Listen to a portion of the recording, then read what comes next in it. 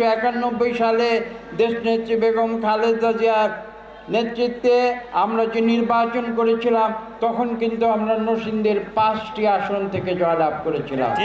এবং আজকে আমাদের নেতা জনাব তারেক রহমান, বাংলাদেশের মাননীয় প্রধানমন্ত্রী, তার নেতৃত্বে আবার নির্বাচন করে আমরা পুনরায় নরসিংদীতে সেই 5টি আসনে এমপি নির্বাচিত হয়েছে।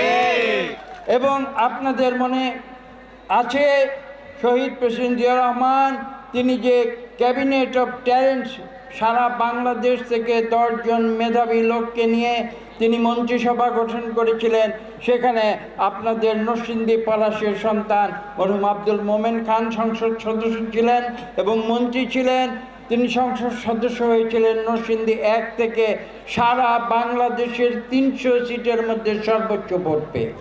অপটিক্যাল ব্রাইটেনার, কালার গার্ড এবং জার্ড লক সমৃদ্ধ অ্যাডভান্স ফর্মুলায় এলো নতুন রে ডিটারজেন্ট পাউডার।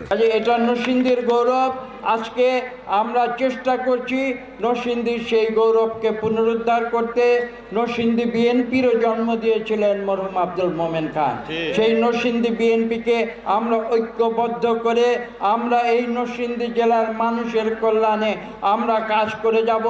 আজকের এই দিনে আমরা স্মরণ করি স্বাধীনতার ঘোষক শহীদ প্রেসিডেন্ট জিয়া রহমানকে, আপসহীন নেত্রী বেগম খালেদা জিয়াকে, এবং আমরা ধন্যবাদ এবং কৃতজ্ঞতা জানাই বর্তমান প্রধানমন্ত্রী জনাব তারেক রহমানকে, যিনি বাংলাদেশকে পুনরায় সংগঠিত করে বাংলাদেশে গণতন্ত্র ফিরিয়ে এনেছেন।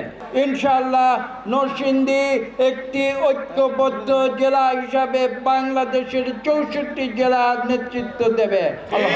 ৭১-এর মুক্তিযুদ্ধের চেতনার উপর নির্ভর করে ২৪শে জুলাই বিপ্লবের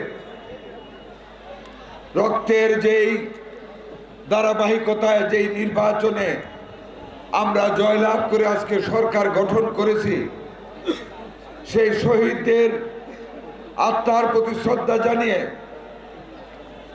মুক্তিযুদ্ধের চেতনার পক্ষের সকল শক্তিকে সাথে নিয়ে আমরা ডক্টর মঈন খানের নেতৃত্বে নতুন নরসিংদী জেলা গঠন করব ইনশাআল্লাহ।